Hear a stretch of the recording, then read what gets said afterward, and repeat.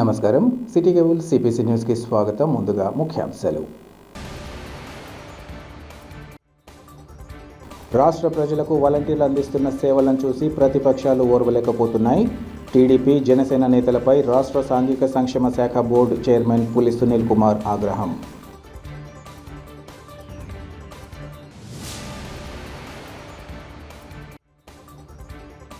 రాహుల్ గాంధీని ప్రధాని చేయడమే లక్ష్యంగా ముందుకు సాగుతాం.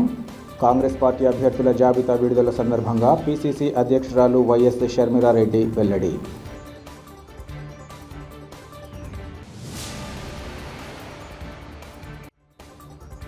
పింఛన్ల పంపిణీలో ప్రజల్లో అపోహలు కలిగించడాన్ని ఖండిస్తున్నాం. టీడీపీ పోలిట్ బ్యూరో సభ్యులు శ్రీనివాసులరెడ్డి, కడప అసెంబ్లీ అభ్యర్థి మాధవిరెడ్డిల స్పష్టీకరణ.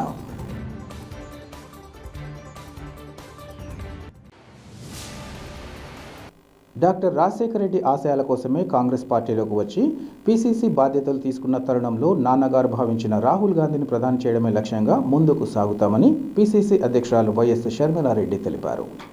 రాబోయే సార్వత్రిక ఎన్నికల్లో పోటీ చేసే 114 మంది ఎమ్మెల్యే అభ్యర్థులు, 5 మంది ఎంపీ అభ్యర్థులను కాంగ్రెస్ పార్టీ అధిష్టానం అనుమతితో ఆమె ప్రకటించారు. ఈ సందర్భంగా ఆమె మాట్లాడుతూ, కాంగ్రెస్ పార్టీ నుంచి వైఎస్ రాజశేఖర రెడ్డి అనేక సార్లు గెలిచారని, పదవి ఉన్నా లేకున్నా ప్రజల తరపున పోరాడిన వ్యక్తి రాజశేఖర రెడ్డి అన్నారు. టీడీపీకి 5 ఏళ్లు, వైసీపీకి అవకాశం ఇచ్చారని, అధికారంలోకి వచ్చిన ఇద్దరు నేతలు రాష్ట్ర ప్రయోజనాల కోసం పాటు పడలేదన్నారు. ప్రత్యేక హోదా ఆంధ్రుల హక్కు అనే నినాదాన్ని విస్మరించారన్నారు. గత 10 ఏళ్లలో ఒక్క అడుగు అభివృద్ధి రాష్ట్రంలో జరగలేదని, రాష్ట్రం అభివృద్ధి కావాలన్నా, పరిశ్రమలు రావాలన్నా కాంగ్రెస్ పార్టీతోనే అది సాధ్యమవుతుందన్నారు. కడప ఎంపీ అభ్యర్థిగా తాను పోటీ చేస్తున్నానని, ఈ నిర్ణయం తన కుటుంబాన్ని నిలువునా చీలుస్తుందని తెలిసి పోటీలో నిలిచానని, ఈ నిర్ణయంతో రాజశేఖర రెడ్డి అభిమానులు ఎటువైపు వెళ్లాలో, ఏమి చేయాలో తోచని స్థితిలో ఉంటారన్న విషయం కూడా తనకు తెలుసునన్నారు. జగన్మోహన్ రెడ్డి గారి మీద ఎటువంటి ద్వేషం లేదని, ముఖ్యమంత్రిగా మారిపోయారని అన్నారు.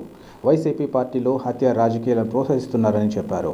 అహంకారంతోనే అవినాష్ రెడ్డికి జగనన్న ఎంపీగా టికెట్ ఇచ్చారని ఆమె తెలిపారు. అవినాష్ రెడ్డికి మరోసారి ఎంపీ టికెట్ ఇవ్వడంతోనే కాంగ్రెస్ తరపున ఎంపీగా పోటీలోకి దిగుతున్నానని ఆమె తెలిపారు. కాంగ్రెస్ పార్టీకి ఒక్క అవకాశం ఇవ్వండి, ప్రత్యేక హోదా తెచ్చి చూపిస్తానని, రాజశేఖర రెడ్డి ఆశయాలను రాజశేఖర రెడ్డి బిడ్డగా నెరవేరుస్తానని ఆమె తెలిపారు. ఆంధ్రప్రదేశ్ రాష్ట్ర కాంగ్రెస్ పార్టీ తరపు నుంచి పోటీ చేయబోతున్న ఎమ్మెల్యేలు, ఎంపీలు అందరము రాజశేఖర రెడ్డి గారి ఆశీస్సులు తీసుకోవడానికి ఇక్కడికి రావటం జరిగింది. 114 మంది ఎమ్మెల్యేల జాబితాను కాంగ్రెస్ పార్టీ రిలీజ్ చేసింది. 5 మంది ఎంపీల జాబితాను రిలీజ్ చేయడం జరిగింది. అతి త్వరలోనే మిగతా లిస్టు కూడా రిలీజ్ కాబోతుంది. ఆంధ్ర రాష్ట్ర ప్రజలందరినీ కాంగ్రెస్ పార్టీ కోరుతున్న విషయం, మీరు 5 సంవత్సరాలు చంద్రబాబు గారికి అవకాశం ఇచ్చారు, ఇంకొక 5 సంవత్సరాలు జగన్మోహన్ రెడ్డి గారికి, వైసీపీకే అవకాశం ఇచ్చారు.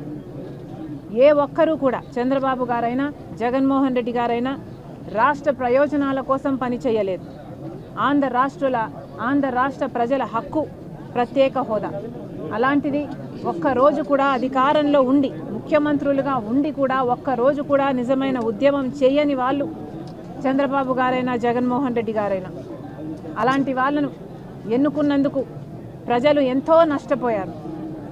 కాంగ్రెస్ పార్టీ తరపున కడప ఎంపీ అభ్యర్థిగా నేను రాజశేఖర రెడ్డి బిడ్డను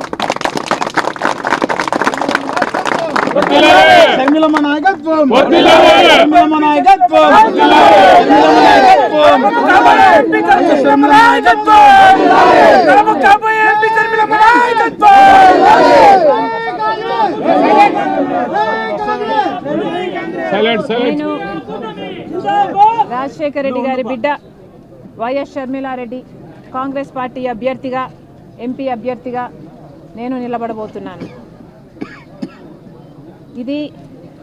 ఈ నిర్ణయం తీసుకోవడం నాకు సులువైంది కాదు. ఈ నిర్ణయం నా కుటుంబాన్ని నిలువున చీలుస్తుంది అని తెలిసి కూడా తీసుకున్న నిర్ణయం. ఈ నిర్ణయం వల్ల రాజశేఖర రెడ్డి గారి అభిమానులు ఎంతోమంది ఏ వైపు వెళ్ళాలో, ఏం చేయాలో తోచని స్థితిలో ఉంటారు అని తెలిసే తీసుకున్న నిర్ణయం. కానీ ఈ నిర్ణయం తీసుకోవడం నాకు తప్పలేదు. ఎందుకంటే జగన్మోహన్ రెడ్డి గారు నాకు తోడబుట్టిన అన్న. జగన్మోహన్ రెడ్డి గారు అంటే నాకు ద్వేషం లేదు. జగన్మోహన్ రెడ్డి గారు నా రక్తం. కానీ ఎన్నికల వరకు, ముఖ్యమంత్రి అయ్యేంత వరకు నాకు నువ్వు చెల్లివి కాదు, నాకు నువ్వు బిడ్డ అన్న జగన్మోహన్ రెడ్డి గారు ముఖ్యమంత్రి అయిన తర్వాత మారిపోయిన మనిషి. ముఖ్యమంత్రి జగన్మోహన్ రెడ్డి గారుకి నాకు పరిచయం లేదు. ముఖ్యమంత్రి జగన్మోహన్ రెడ్డి గారు నా అనుకున్న వాళ్ళందరినీ నాశనం చేశాడు. ఈరోజు ముఖ్యమంత్రి జగన్మోహన్ రెడ్డి గారు వైసీపీ పార్టీ తరపున హత్యా రాజకీయాలను ప్రోత్సహిస్తూ ఈరోజు కడపలో ఎంపీ అభ్యర్థిగా వివేకానంద రెడ్డిని హత్య చేసిన వాళ్ళకే టికెట్ ఇవ్వడం జరిగింది. ఇదే తట్టుకోలేకపోయాను.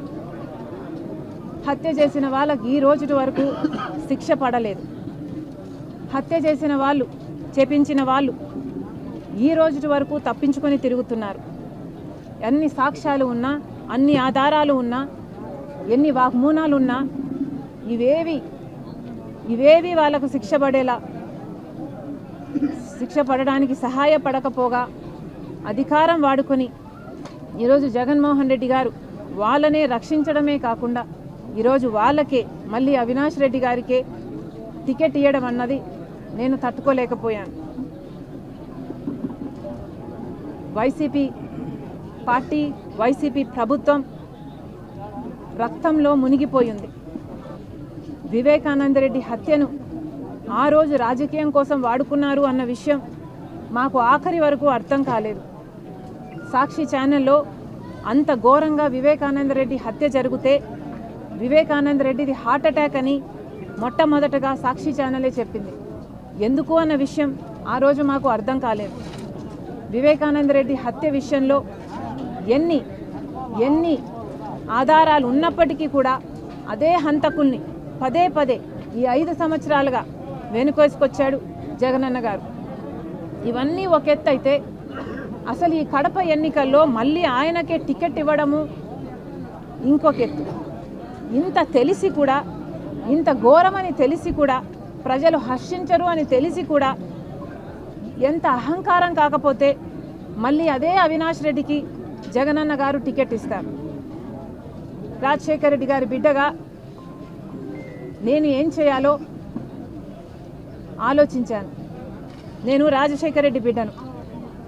అలాగే వివేకానంద రెడ్డి గారు రాజశేఖర రెడ్డి గారి తమ్ముడు. రాజశేఖర రెడ్డి గారి తమ్ముడు అయ్యుండి రాజశేఖర రెడ్డి గారు బ్రతికున్నంత కాలం లక్ష్మణుల్లాగా ఎంత అన్యూన్యంగా ఉండేవాళ్ళో, ఎంత నమ్మకంగా ఒకరికొకరు ఉండేవాళ్ళో ప్రజలందరూ చూశారు. రాజశేఖర రెడ్డి గారి మాటను వివేకానంద రెడ్డి గారు ఎప్పుడూ జవదాటలేదు.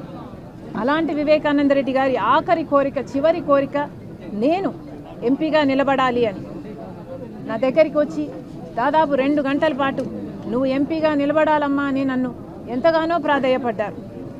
ఆయన చివరి కోరిక నేను ఎంపీగా నిలబడాలని. కానీ ఆ రోజు నాకు అర్థం కాలేదు, ఎందుకు నన్ను ఇంతగా ప్రలోభ పెడుతున్నారు, ఎందుకు నన్ను ఇంతగా నిలబడమని అడుగుతున్నారు. ఈరోజు ఆలోచిస్తే అర్థమవుతుంది.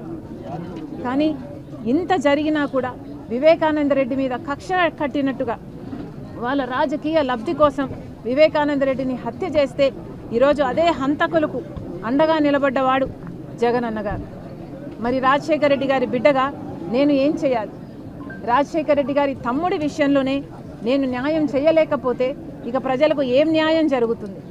రాజశేఖర రెడ్డి గారి తమ్ముడి బిడ్డ సునీత న్యాయం కోసం ఈ రోజు వరకు కూడా కోర్టు తిరుగుతుంది, గడప గడప తిరుగుతుంది. ఎక్కడ వీలైతే అక్కడ న్యాయం చేయండి, న్యాయం చేయండి అని ఇప్పటి వరకు కూడా అడుక్కుంటూనే ఉంది. అసలు కనికరం లేదా? అసలు వాళ్ళని హంతకులు అంటున్నారే, అసలు మీకు హృదయం అన్నదే లేదా? ప్రజలందరూ గమనిస్తున్నారు. ఇది ఎంత మటుకు న్యాయం, ఎంత మటుకు సబబో ప్రజలు గమనించాలి.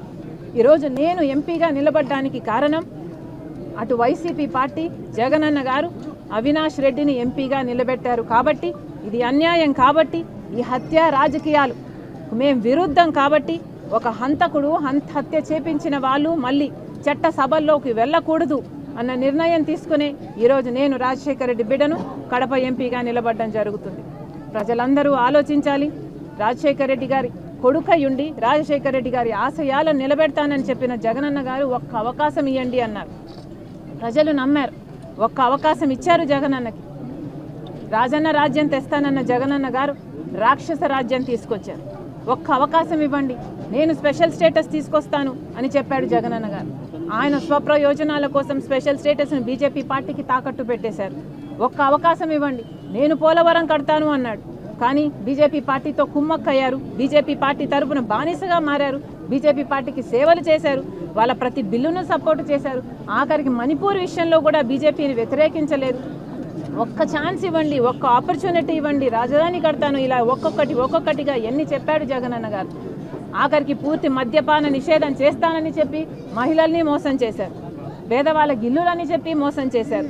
జాబులని చెప్పి మోసం చేశారు. ఇలా ఒకటి కాదు, రెండు కాదు, ఒక్క ఛాన్స్ ఇస్తే రాష్ట్రాన్ని అప్పుల కుప్పగా చేశారు. మద్యాన్ని ఏరులై పాలిస్తున్నారు. ఎక్కడ చూసినా డ్రగ్సే.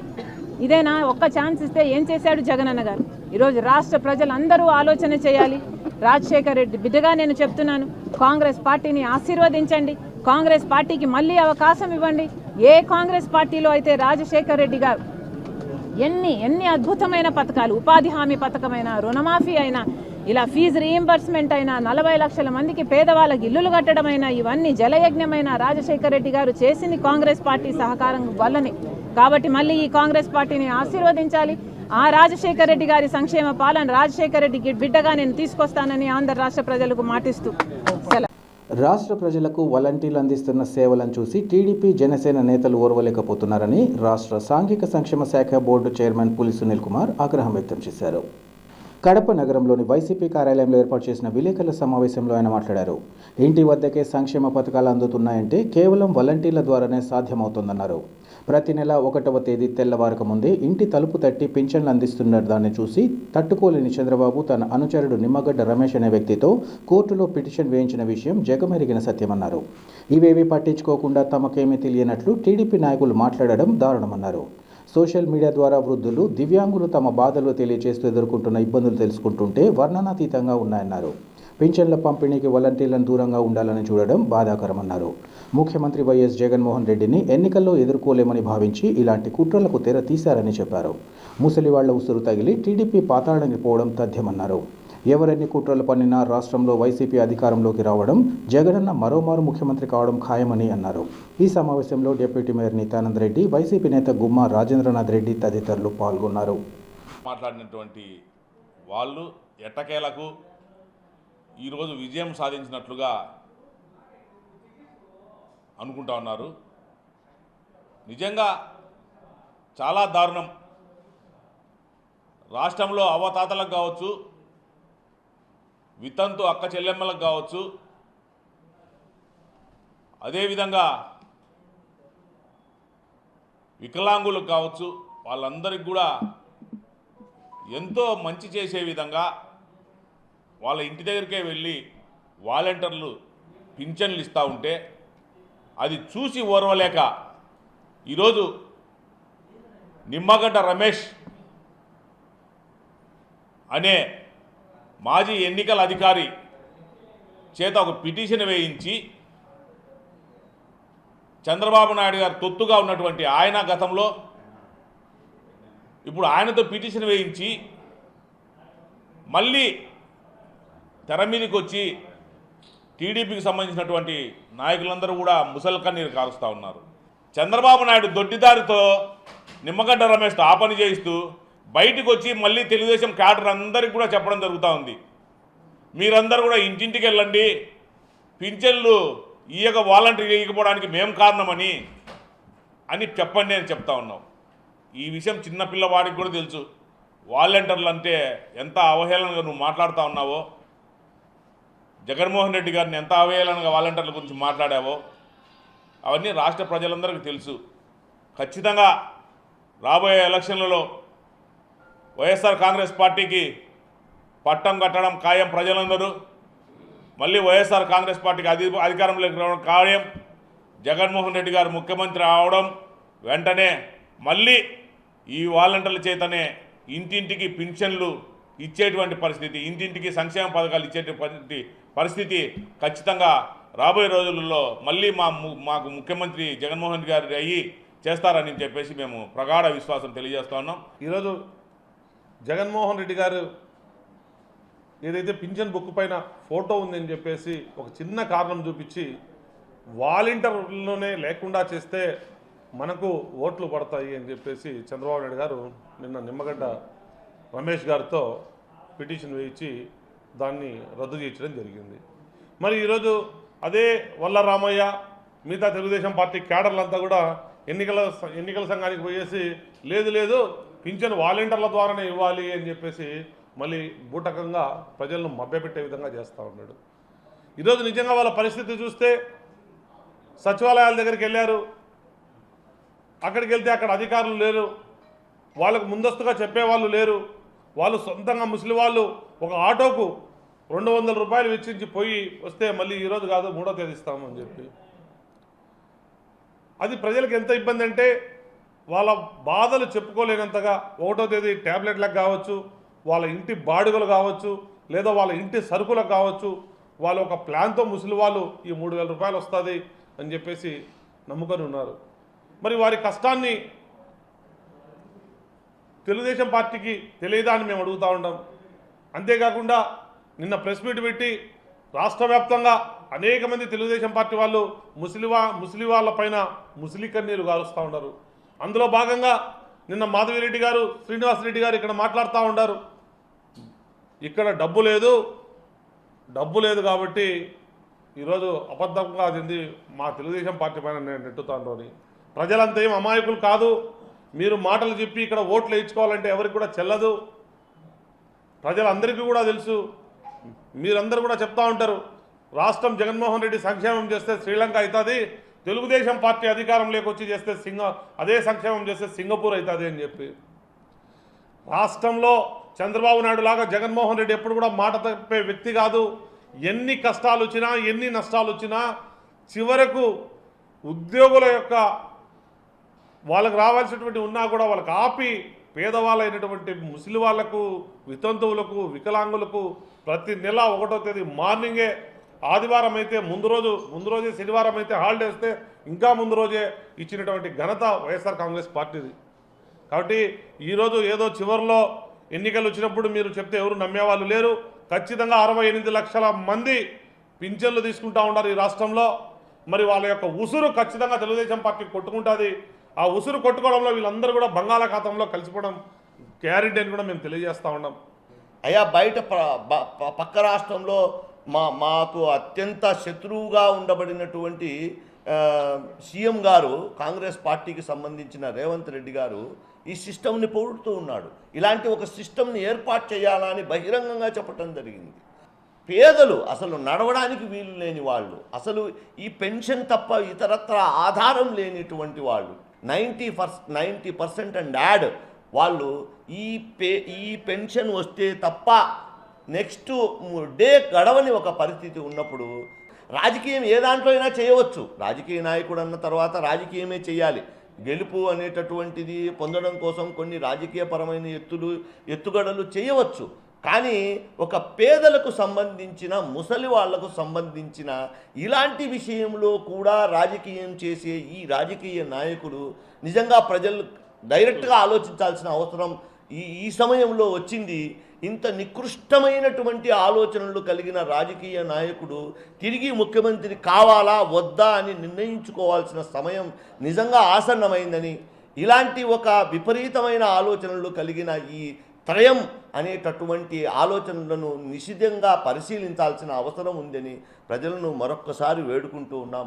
జగన్మోహన్ రెడ్డి పదే చెప్తున్నాడు, ఆయన నేను మీకు పరిపాలించటం అనేటటువంటిది మీకు మంచి చేయటం కోసం, పవిత్ర హృదయంతో మీకు మంచి చేయటం కోసం పరిపాలించాలనుకుంటున్నాను అని మీరు గమనిస్తే, నేను మంచి చేసి ఉంటే, నేను మంచి చేస్తాను అనే నమ్మకం కాదు, నేను మంచి చేయడం కోసమే నేను మీ ద్వారా రాజ్యాధికారాన్ని కోరుకుంటున్నానని మీకు అనిపిస్తేనే ఓటేయండి అంటున్న అత్యున్నతమైనటువంటి లక్షణాలు కలిగిన ఈ నాయకుడిని కావాలా?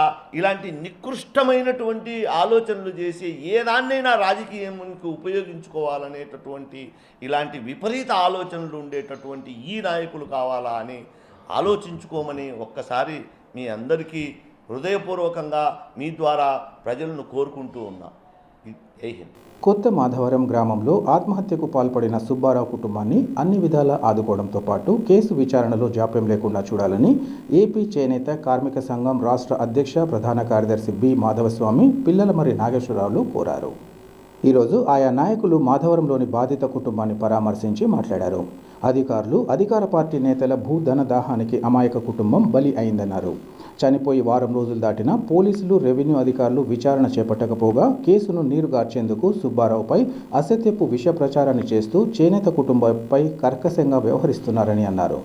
తన తండ్రి ద్వారా సంక్రమించిన ఏకైక ఆస్తి 3 ఎకరాల భూమిని విక్రయించైనా అప్పులు తీర్చుకుందామన్న సుబ్బారావు ఆశపై మండల తహసీల్దార్, స్థానిక వైసీపీ నాయకులు కుమ్మక్కై భూమిని మరొకరి పేరు మీద నమోదు చేయడం, అనేక పర్యాయాలు రెవెన్యూ అధికారుల చుట్టూ తిరిగినా ఫలితం లేకపోవడం దారుణమన్నారు. లక్షల రూపాయలు లంచాలు ఇచ్చినా స్పందించకపోవడం వంటి కారణాలతో ఆత్మహత్యకు అధికారులే కారణమయ్యారని వారు తెలిపారు. అధికారులు చేసిన తప్పిదాలకు బాధితులు అనేక పర్యాయాలు విన్నవించినా లెక్క చేయకపోవడంతోనే ఆత్మహత్యలే శరణ్యంగా సుబ్బారావు కుటుంబం భావించిందన్నారు. ఈ సందర్భంగా చేనేత కార్మిక సంఘం తరపున 10,000 రూపాయల ఆర్థిక సహాయాన్ని అందించారు. ఈ కార్యక్రమంలో సిపిఐ జిల్లా కార్యదర్శి గాలిచంద్ర, ఏపీ మహిళా సమాఖ్య బషీరునిసా, ఏవైఎఫ్ గంగా సురేష్ తదితరులు పాల్గొన్నారు. తన తండ్రి చనిపోయి 3 సంవత్సరాలు అవుతుంటే అప్పుడు కరోనా వల్ల 5 లక్షలు అప్పు తీసుకొచ్చి, తర్వాత వారింట్లో ఇంకొక వివాహం జరుగుతూ ఉంటే దానికి ఒక 3 లక్షలు తీసుకొచ్చి ఈ 8 లక్షల అప్పు తీర్చడం కోసం వారి ఇద్దరు కుమార్తెల వివాహం కోసం ఈ భూమిని అమ్మకానికి పెట్టాడు. ఇక ఏమీ చేయలేము, పిల్లల పెళ్లిళ్ళు కూడా చేయలేము అనుకొని కుటుంబం యావత్తు కూడా ఇద్దరు తల్లి కూతురేమో ఇంట్లో, తనేమో రైలు పట్టాల కింద పడుతూ నోటీసు రాశాడు. కనీసం ఎంఆర్ఓ కానీ పోలీసులకు కానీ జాలి దయ కూడా లేని పరిస్థితి ఈ రోజున మనకు కనిపిస్తాం. దాన్ని తప్పు విధానంగా మరల్చడం కోసం కేసు అధికారులకు మీద ఎళ్ళుద్దేమోనని ఆ కేసును మరల్చడం కోసం తప్పుడు సమాచారం చెప్తా ఉన్నారు ప్రజానికానికి. తనకి వ్యసనాలు ఉన్నాయి, ఆ వ్యసనాలకి డబ్బు అప్పు తీసుకొచ్చాడు, ఆ డబ్బుకు తీర్చడం కోసం తన భూమి కాకపోయినా కానీ తన భూమి అని చెప్తా ఉన్నాడు అని చెప్తా ఉన్నారు. తన భూమి కాకపోతే వాళ్ళ తండ్రి భూమి అయింది కాబట్టి 2020 వరకు తను రైతు భరోసా ప్రభుత్వం ఇచ్చింది. ఆనాడు తెలుగుదేశం ప్రభుత్వం ఇచ్చింది, ఈనాడు వైసీపీ ప్రభుత్వం ఇచ్చింది. ఇక్కడ మాకు ప్రభుత్వాలతో సంబంధం లేదు. ఆనాడు తెలుగుదేశం అక్రమాలు చేసినా, ఈనాడు వైసీపీ అక్రమాలు చేసినా తీవ్రంగా నష్టపోయింది సుబ్బారావు గారి కుటుంబం. కనుక సుబ్బారావు గారి ముగ్గురు ఎవరైతే చనిపోయారో వారికి ఒక్కొక్కరికి 50 లక్షల రూపాయలు చొప్పున, అంటే 1,50,00,000 రూపాయల చొప్పున నష్టపరిహారం వారి అమ్మాయికి, పెద్ద కుమార్తెకి అందజేయాలి. అలాగే ఆ అమ్మాయికి ప్రభుత్వం నుంచి ఖచ్చితంగా ఉద్యోగం కల్పించాలి. ఏదైతే ఈ అవకతవకలకు పాల్పడ్డారో, దౌర్జన్యానికి మరొక వర్గం ఎవరైతే పాల్పడ్డారో సిట్టింగ్ జడ్జి చేత విచారణ జరిపించి దోషులపైన ఖచ్చితంగా శిక్షణ విధించి కఠిన శిక్షణ విధించాలి. ఇది కనుక నెరవేర్చకపోతే ఆ కుటుంబానికి ఖచ్చితంగా ఆంధ్రప్రదేశ్ చేనేత కార్మిక సంఘం, all India weavers federation, communist పార్టీలు అండగా ఉండి ఆ కుటుంబానికి ఖచ్చితంగా అండగా నిలబడి వారికి న్యాయం జరిగే వరకు పోరాడతామని చెప్పని ఈ సందర్భంగా తెలియజేస్తా ఉన్నాం. పింఛన్ల పంపిణీ గురించి ఎన్నికల సంఘం కల్పించుకుంటున్న తరుణంలో రాష్ట్ర ఉప ముఖ్యమంత్రి అంజద్ బాషా ప్రజల్లో అపోహలు కలిగించే వ్యవహరించడాన్ని ఖండిస్తున్నామని టీడీపీ పోలిట్ బ్యూరో సభ్యుడు శ్రీనివాసరెడ్డి, కడప అసెంబ్లీ అభ్యర్థి మాధవిరెడ్డిలు తెలిపారు. కడప నగరంలోని తమ కార్యాలయంలో ఏర్పాటు చేసిన విలేకరుల సమావేశంలో వారు మాట్లాడారు. అసలు వృద్ధాప్య పింఛన్లను ప్రారంభించిన ఘనత దివంగత ఎన్టీ రామారావుకి దక్కిందన్నారు. దానిని 2,000 రూపాయలకు పెంచిన ఘనత తమ అధినేత చంద్రబాబుకు దక్కుతుందన్నారు. ఎన్నికల నిబంధనలు అమలులో ఉన్న తరుణంలో వాలంటీర్ల చేత పింఛన్ల పంపిణీ గురించి ఎన్నికల కమిషన్ స్పష్టత ఇస్తున్న తరుణంలో ఉప ముఖ్యమంత్రి అంజద్ బాషా టీడీపీకి అప్రతిష్టను ఆపాదిస్తూ సోషల్ మీడియాలో పోస్టులు పెట్టడం సరికాదన్నారు. వైసీపీ అధికారంలో ఉన్నంత వరకు ఆయన ఉప ముఖ్యమంత్రిగా ప్రజల నుండి వ్యక్తి వేతనాలు అధికారులను అనుభవిస్తూ ఇలా ప్రజల మధ్య అపోహలు సృష్టించేలా వ్యవహరించడం తగదన్నారు. ఈ విషయంగా ఆర్డీఓ తాము ఫిర్యాదు చేస్తామన్నారు. ప్రస్తుతం పింఛన్లు నిలిచిపోవడానికి ముఖ్యమంత్రి కుట్ర దాగి ఉందని అనుమానం ఉందన్నారు. గతంలో లాగా ఇప్పుడు కూడా 1వ తేదీనే పింఛన్లు పంపిణీ చేయాలని టీడీపీ డిమాండ్ చేస్తోందన్నారు. అంతేకాకుండా తాము అధికారంలోకి వస్తే ఏప్రిల్, మే నెలల పెండింగ్ 1000 రూపాయలు సైతం అందజేయడం జరుగుతుందని వారు వివరించారు. రాజ్యాంగం తమకు కల్పించిన హక్కులను కాలరాస్తే వారిపై క్రిమినల్ కేసులు సైతం నమోదు చేయడానికి వెనుకాడేది లేదని వారు హెచ్చరించారు. ఆయన ప్రభుత్వం నుంచి ఉజ్జితం తీసుకుంటున్నారు డిప్యూటీ సీఎం గారు. ఇంకా ఎలక్షన్ ఓటింగ్ జరిగే వరకు ఆయన బాధ్యతలో ఉంటారు. అంటే ఒక డిప్యూటీ సీఎం హోదాలో ఉండి కూడా అమ్జద్ బాషా గారు ఇలా ప్రజల్లో అపోహలు సృష్టిస్తున్నారంటే వీళ్ళ నైజం ఎలా ఉంది? యాంటీ సోషల్ ఎలిమెంట్స్ లాగా తయారవుతున్నారు వీళ్ళు. ఒక ప్రజా సంక్షేమం కోసము ముసలోళ్ళకి ఒక ఆసరాగా పెట్టిన పథకాలను వాడుకొని వాళ్ళల్లో తెలుగుదేశం పార్టీ మీద వ్యతిరేకంగా వాళ్ళని భావాలు క్రియేట్ చేసి ఒక అజెండాతో వీళ్ళు ముందుకు పోతున్నారు. దాని మీద కూడా మేము ఆర్డీఓ గారికి కంప్లైంట్ చేయడం జరిగింది. ఆయన సోషల్ మీడియా అకౌంట్ని ఇమీడియట్గా ఆర్డీఓ గారికి ఫార్వర్డ్ చేయడం జరిగింది. రిటర్న్ కంప్లైంట్ ఇస్తున్నాము. ఇది అంతా ఎలక్షన్ డ్రామా, ఎలక్షన్ ఎజెండా. వీళ్ళు దాదాపు ఏప్రిల్, మేలో ఎలక్షన్స్ వస్తాయని తెలుసు. ఒకవేళ ఏప్రిల్లో వచ్చిందంటే మార్చి 1లో రావాల్సిన సంక్షేమ పథకాల మీద వీళ్ళు వేటేసేవాళ్ళు. ఇప్పుడు మేలో వస్తున్నాయి కాబట్టి 1 నెల ముందు వచ్చే సంక్షేమ పథకాల మీద వీళ్ళు వేటేస్తున్నారు. దాదాపు 200 ఫ్లాష్ బోర్డ్స్ మీద నేను పర్మిషన్ తీసుకుని వేసుకుంటే వాళ్ళవి 4 రోజుల ముందు వేసుకున్నా కూడా మేము ఎక్కడ తెలుగుదేశం పార్టీకి సంబంధించిన వాళ్ళు ఎవరు వాళ్ళ ఫ్లాష్ బోర్డ్స్ని టచ్ చేయడం కానీ కొయ్యడం కానీ ఏది చేయాల. వీ రెస్పెక్ట్ ఎలక్షన్ ప్రకారము సిస్టమేటిక్గా మాకు ఇచ్చిన అవకాశాన్ని, మాకు ఇచ్చిన చట్టం, మాకు ఇచ్చిన రాజ్యాంగబద్ధంగా మాకు ఇచ్చిన హక్కును మేము వినియోగించుకుంటాము. వాళ్ళు పెట్టుకున్నారు, మేము గమ్మునున్నాం. ఈరోజు మా బోర్డు కనపడంగానే అల్మాస్పేట్ సర్కిల్లో మావన్నీ కత్తి పెట్టి కోసేసినారు. సీసీ కెమెరా ఫుటేజ్ కూడా తీసుకుంటాం. మేము డెఫినెట్గా ఎవరు చేస్తారో వాళ్ళ మీద క్రిమినల్ చర్యలు మాత్రం మేము తీసుకుంటాం. తెలుగుదేశం పార్టీకి వృద్ధాప్య పెన్షన్ అనేది ఒక patent right. Telugu Desam party patent right వృద్ధాప్య పెన్షన్. వృద్ధాప్య పెన్షన్ ప్రారంభించింది తెలుగుదేశం పార్టీ, కీర్తిశేషులు ఎన్టీ రామారావు గారు. దాన్ని వాళ్ళు అరాకొరా పెంచితే చంద్రబాబు నాయుడు గారు 200 నుంచి 2000 రూపాయలు పెంచినాడు. 2019లో ఎన్నికల్లో అధికారంలోకి వస్తే 3000 చేస్తామని చెప్పి కూడా హామీ ఇవ్వడం జరిగింది. ఇదే జగన్మోహన్ రెడ్డి గారు 3000 ఇస్తామని కూడా హామీ ఇచ్చినాడు. ఆ హామీని నిలబెట్టుకున్నాడా అని చెప్పి నేను అడుగుతూ ఉంటా. సంవత్సరానికి 250 రూపాయలు పెంచినాడు. ఈరోజు 5 సంవత్సరాల తర్వాత 3000 అయింది. అంటే నెలకు 1000 రూపాయలు పెంచావే, ఈ 5 సంవత్సరాల్లో 1000 రూపాయలు పెంచావే. నెల కరెంటు బిల్లు 1000 రూపాయల పైన దండుకుంటాడు ఒక్క కరెంటు బిల్లులోనే.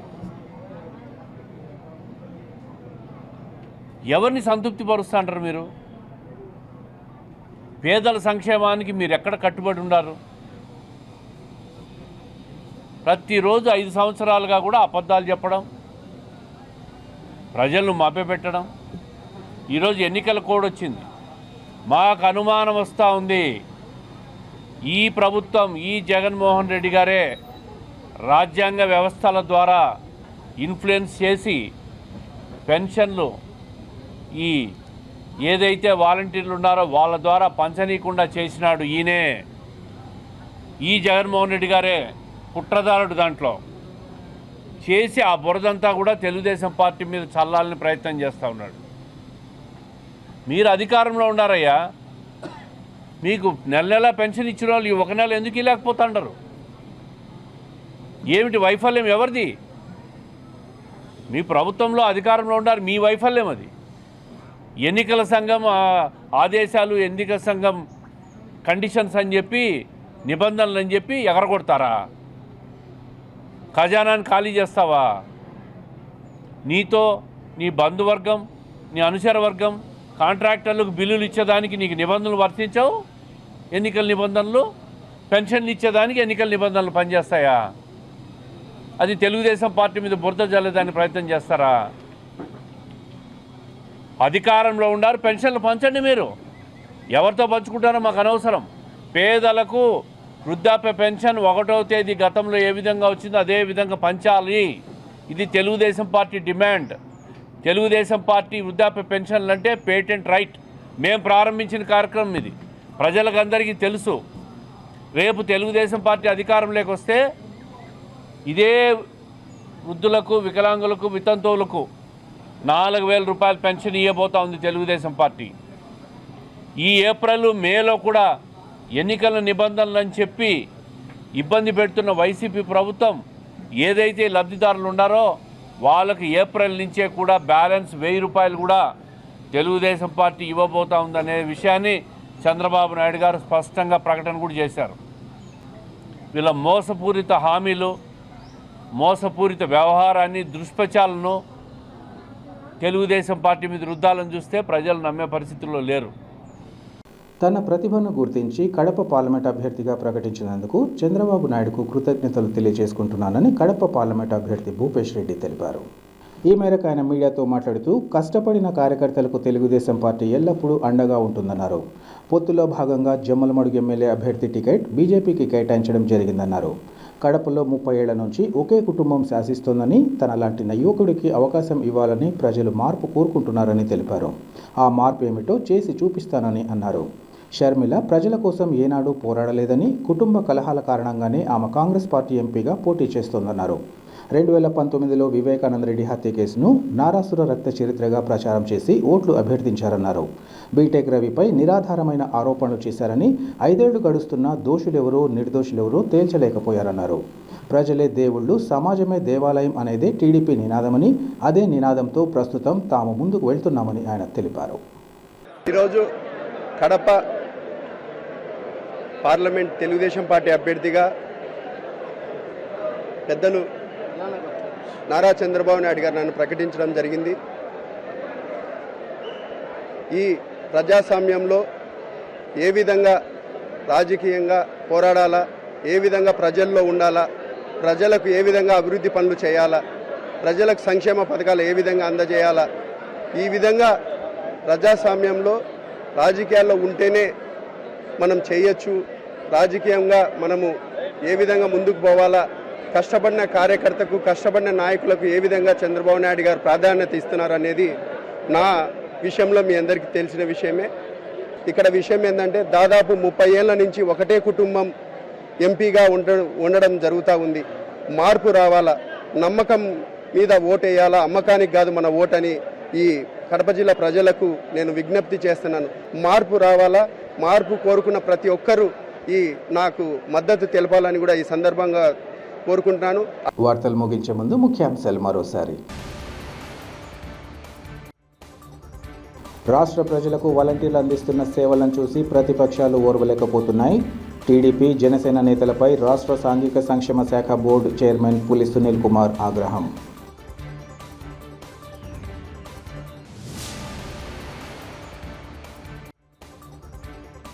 రాహుల్ గాంధీని ప్రధాని చేయడమే లక్ష్యంగా ముందుకు సాగుతాం. కాంగ్రెస్ పార్టీ అభ్యర్థుల జాబితా విడుదల సందర్భంగా పీసీసీ అధ్యక్షురాలు వైఎస్ షర్మిలారెడ్డి వెల్లడి.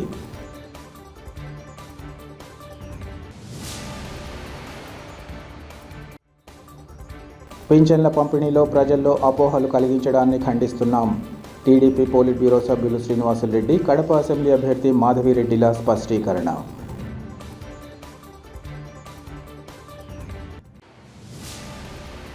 సిటీ కేబుల్ సిపిసి న్యూస్ ఇంతటితో సమాప్తం. నమస్కారం.